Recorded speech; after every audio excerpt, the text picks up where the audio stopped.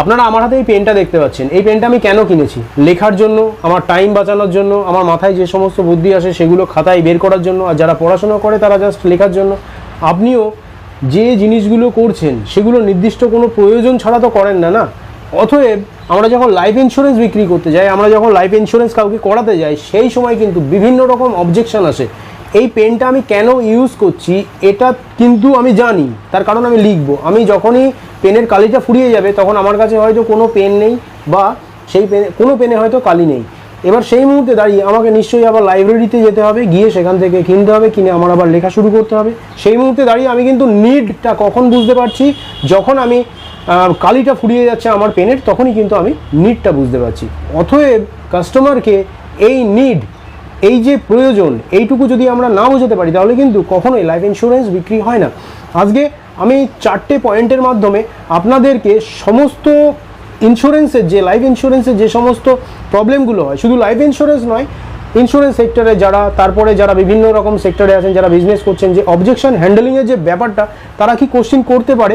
যে কাস্টমারগুলো পলিসি করতে চায় না তারা কিন্তু আপনার কাছে 4টে অবজেকশন দেবে, এবং সেই অবজেকশনগুলো যদি আপনি হ্যান্ডেল করতে পারেন তাহলে কিন্তু আপনি একটা বিরাট বড় জায়গায় যেতে পারবেন, এবং আপনার মধ্যে একটা কনফিডেন্স তৈরি হবে। তো সেই মুহূর্তে দাঁড়িয়ে আজকে এই 4টে পয়েন্ট বলবো, এই 4টে পয়েন্টই কিন্তু একটা অবজেকশন হ্যান্ডেলিংয়ের ক্ষেত্রে কিন্তু বিরাট বড় জিনিস। এবং সেই মুহূর্তে দাঁড়িয়ে আপনারা যদি এই 4টে পয়েন্ট পুরোপুরি শুনে নেন তাহলে আপনাদের মধ্যে লাইফ ইন্স্যুরেন্স ছেড়ে যাওয়ার কথা কখনোই মাথায় আসবে না। তার কারণ এই জিনিসগুলো আমি শুধু কাস্টমারদের বোঝানোর জন্যও বলছি না আপনাদেরকে, এটা আপনাদের নিজেদেরকেও বুঝতে হবে। তার কারণ আমরা কিন্তু লাইফ ইন্স্যুরেন্সে কাজ করি, কাস্টমারকে সার্ভিস দিই। এই জিনিসটা কিন্তু আমাদের মাথার মধ্যে রাখতে হবে এবং রেখে কাজ করতে হবে। অতএব আমরা প্রথম পয়েন্টে চলে আসবো। একটা লাইফ ইন্স্যুরেন্সের এজেন্ট যখন একটা কাস্টমারের বাড়িতে যায় এবং কোনো জায়গায় দেখা হয় একটা কাস্টমারের সাথে, মানে তাকে কাস্টমার বানাবে বলে তার সাথে দেখা করতে যায়, সেই মুহূর্তে দাঁড়িয়ে একটা এজেন্ট যখনই পলিসির কথা বলে বা যখনই পলিসির কথা বলতে যাই, প্রথম কথাই একটা লোকের কথা আসে যে আমার কাছে এই মুহূর্তে টাইম নেই, আপনি পরে আমার সাথে দেখা করবেন। দেখুন কাস্টমাররা কোন হিসাবে, জাস্ট আমি এই পয়েন্টটা কিন্তু বললাম ফার্স্ট পয়েন্ট, যে আমার টাইম নেই। এরপরে সেকেন্ড, থার্ড, ফোর্থ 4টে পয়েন্ট আমি টোটাল বলবো, আরও 3টে পয়েন্ট বাকি আছে। দেখবেন পুরো ভিডিওটা, না হলে কিন্তু পুরো ভিডিওটা যদি না দেখেন বুঝতে পারবেন না যে আমি কি বলতে চাইছি, কেননা প্রতিটা পয়েন্টগুলো কিন্তু একটার সাথে আরেকটা জড়িত।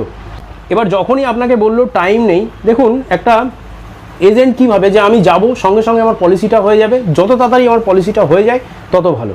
আর একটা কাস্টমার কিন্তু ভাবে যে একে আমি কীভাবে ইগনোর করব, আমার কাছে এখন টাকা নেই, টাকা আমি অন্য কাজে খাটাবো, আমি লাইফ ইন্স্যুরেন্স করব না। সেই মুহূর্তে দাঁড়িয়ে দুজনকে যদি মাইন্ড সেট করতে হয় তাহলে কিন্তু একটা বিরাট বড় জায়গায় আসতে হবে। জায়গাটা হচ্ছে কি, আজকে আপনি ওর বাড়িতে গেলেন বা আপনার যে কোনো জায়গায় ওর সাথে দেখা হলো, এবার দেখা হওয়ার সাথে সাথে কিন্তু আপনি পলিসির কথা বলবেন না। যদি পলিসির কথা বলেন তাহলে কিন্তু ওই পলিসি তো বিক্রি হবেই না।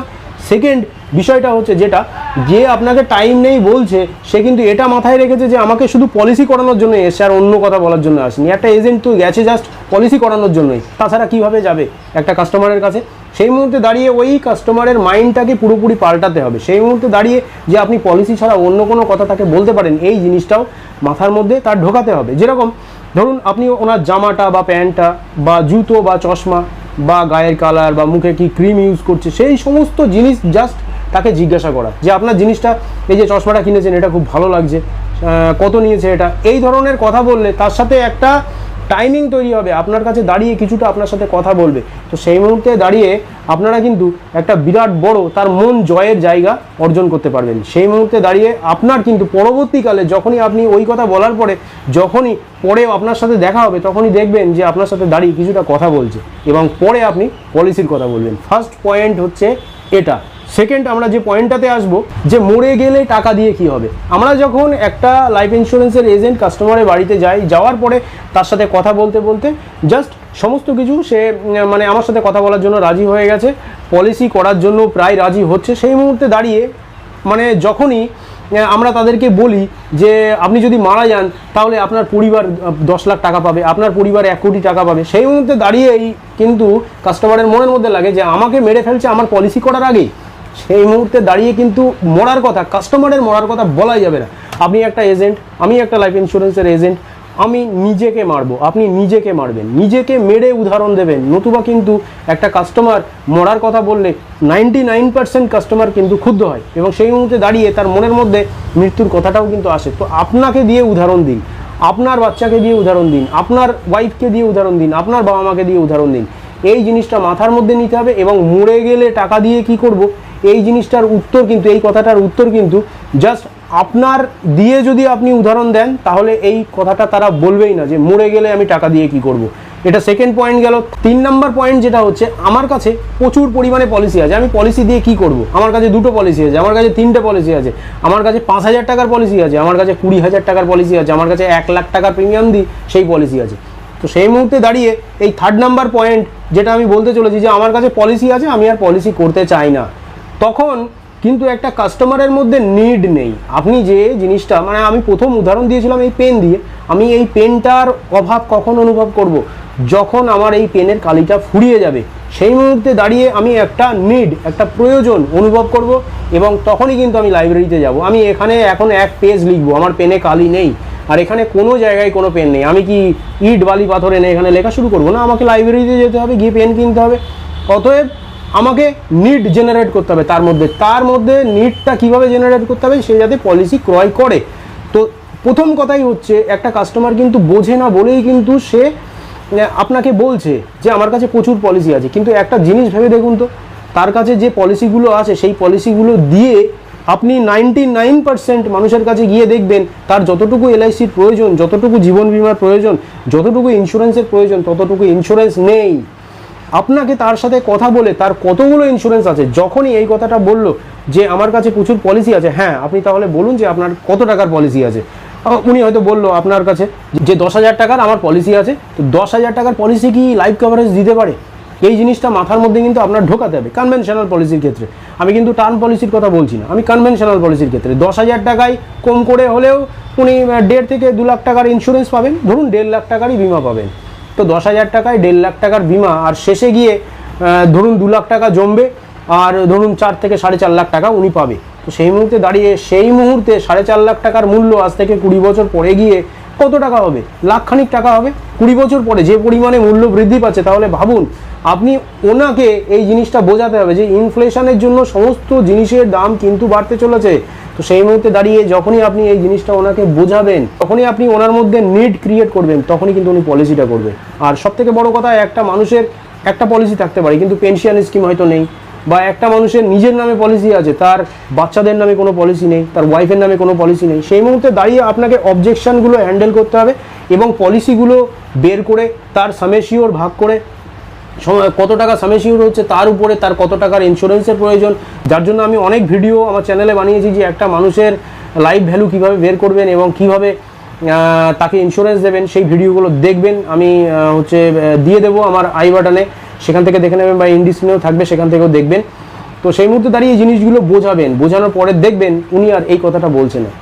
লাস্ট যে 4 নাম্বার পয়েন্টে আমরা আসবো, সেটা হচ্ছে একটা কাস্টমারকে যখন আপনি সমস্ত কিছু বুঝিয়ে ফেলেছেন, আপনি যখন বলছেন 20 বছর ধরে আপনি 20 লাখ টাকা জমাবেন, আপনি 1 লাখ করে প্রিমিয়াম দিচ্ছেন, 20 বছরে আপনার 20 লাখ টাকা জমলো, আপনি শেষে গিয়ে 35 লাখ থেকে 42 লাখ টাকা পাচ্ছেন। তো সেই মুহূর্তে দাঁড়িয়ে ওই কাস্টমারটা তো আপনাকে বলবে, 4 নম্বর যে পয়েন্ট, সেটা হচ্ছে রিটার্ন প্রচুর পরিমাণে তো আপনি কম বলছেন, এই রিটার্নে কিভাবে আমার চলবে, আমার কিভাবে হবে?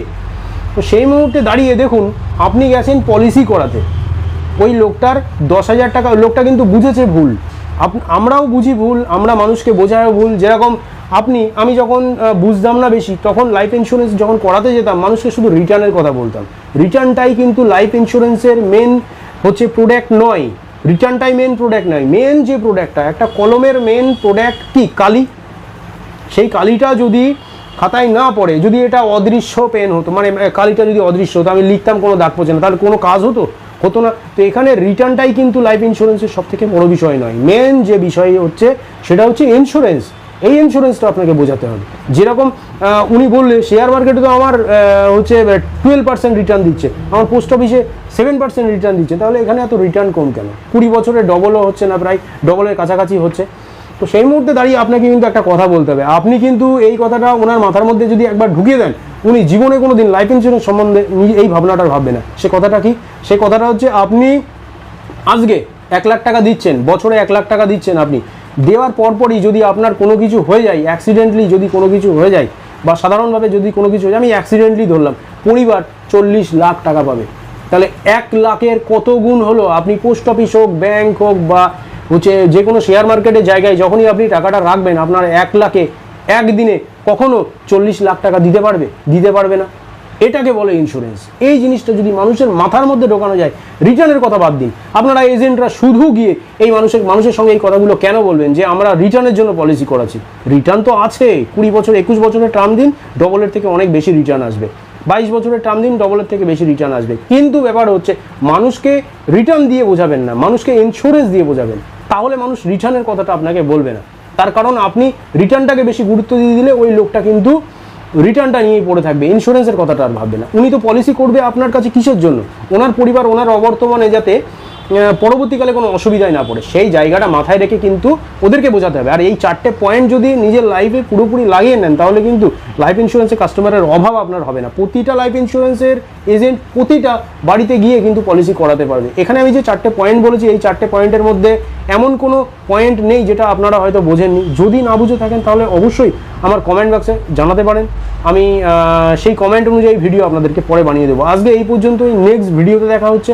আর আমার একটা মোটিভেশন চ্যানেল আমি খুলেছি, যে মোটিভেশন চ্যানেলের লিঙ্ক আমার ডেসক্রিপশনে দেওয়া থাকবে। যদি পারেন ওই চ্যানেলটাকে সাবস্ক্রাইব করে রাখবেন। যদি আপনার ভিডিও দেখেন তাহলে সাবস্ক্রাইব করবেন, যদি ভিডিও না দেখেন ওই চ্যানেলে তাহলে সাবস্ক্রাইব করতে হবে না, মানে জাস্ট আমি এটা বললাম।